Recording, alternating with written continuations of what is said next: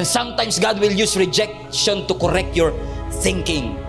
Dahil takot kang ma-reject, tingnan mo ginagawa natin, binabago natin kahit standards natin. Binabago natin kahit yung values natin. Because we're afraid, baka hindi nila ako tanggapin. Baka hindi nila ako ma-appreciate. Minsan, iaalaw ng Lord na ma-broken heart ka para ipaintindi sa'yo ang baba na ng standard mo. Binigay mo ng lahat, ginawa mo ng lahat. Tinindigan mo ba pananampalataya mo? So sometimes God will allow it to correct your thinking. You don't have to compromise to be accepted. If they love you for who you are. Because Jesus loved you for who you are. Madalas may rejection para ma-realize natin, rejection is correction.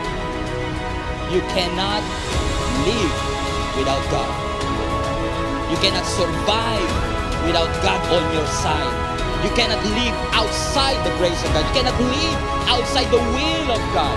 Kasi kapag labas ka sa will ng Panginoon, laging pabagsak, laging pasadsad, laging palugi.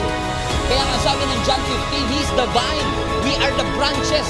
We should be attached always to Him. Kasi kung kailangan mo ng passion, kailangan lagi kang attached sa source. Ano sabi ng verse 6? Kung sino man sa inyo, if anyone does not remain in me, he is like a branch that is thrown away and withers. God has saved us. God gave His Son, His only Son for us, and we accepted Him as our personal Lord and Savior. That is our salvation story. That we hit the rock bottom, but we met the rock in the bottom. We meet Jesus. Where is God in the middle of all the things that you do? Kasi lahat ng tao passionate, hindi natin sa Diyos. But we an issue with our commitment to God. With our passion for Jesus Christ. Each and every one of you. Pwede ba nating mahalin ang Diyos ng higit sa pagmamahal natin sa Kanya kahapon?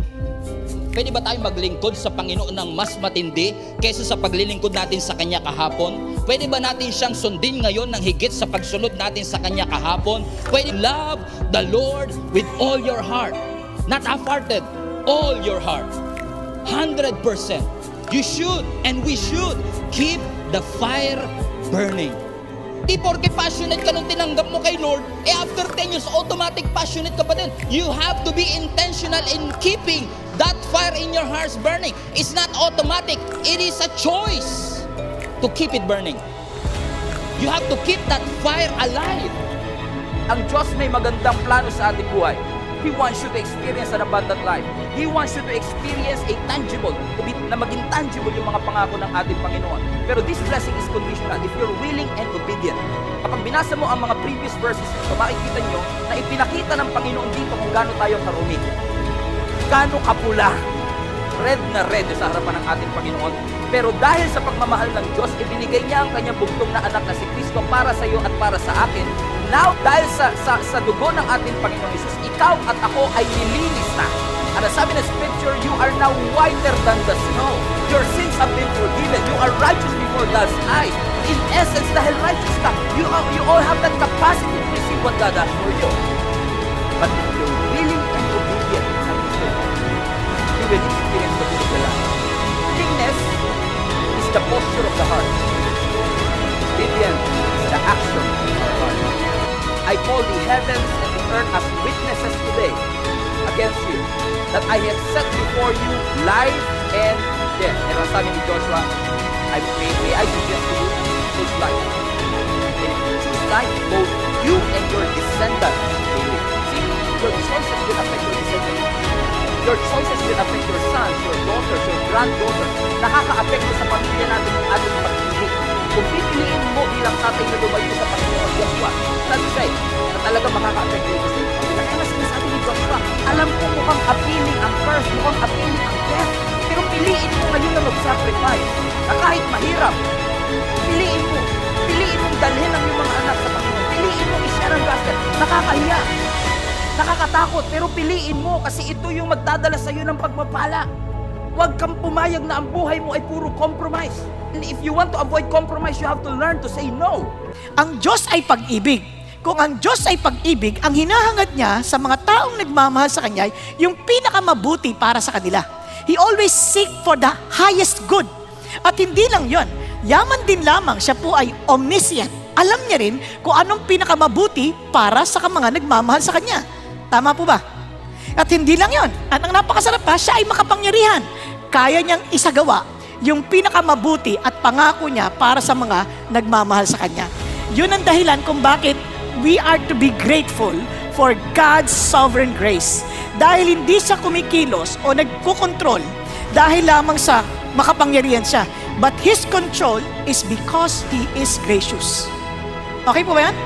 Pakisabi sa katabi mo, mapagpasalamat ka sa Diyos dahil sa Kanyang mabiyayang pamamahala. Ang tawag sa mga Christians, so as those who have been chosen of God, holy and beloved, put on a heart of compassion. Kung ikaw ay pinili, alam mo you will be more compassionate, you will be more kind, you will be more humble, and you will be more gentle and patient. Hindi ka magmamalaki. Yan ang hirap sa inyo, hindi kayo mga pinili. Kaya sa impyerno kayo.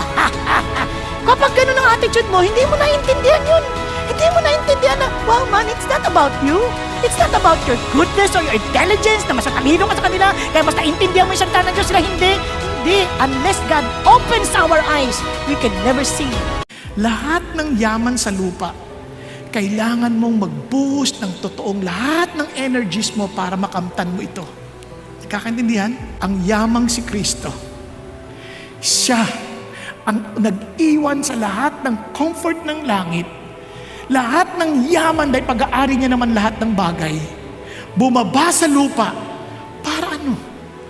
Para ikaw at ako ay Kanyang mabigyan ng pagkakataong maranasan ang yamang ipinagkakaloob niya sa ating lahat. Kaya pinili ka sa lahat ng lahi, ikaw ngayon a people of God's own possession. You are God's own treasure. And alam niyo po, hindi nagkulang ang Diyos maski minsan. Kasi siya ho ang yaman. Hindi mo na kailangan pasanin ang buong daigdig dahil pasan-pasan ka ng Diyos.